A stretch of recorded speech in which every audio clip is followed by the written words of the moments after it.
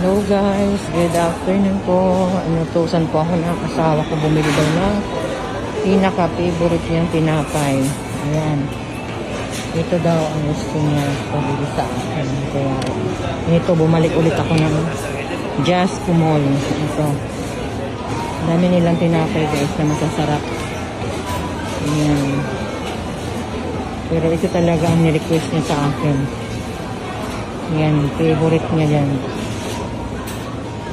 Thanks for watching guys. Hello guys, ito nabili ko na po yung tinapay na gusto ng asawa ko. Ayan guys. Ito po yung ito po sa dono. Ayan.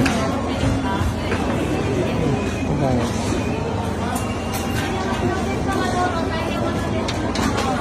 Thanks for watching guys.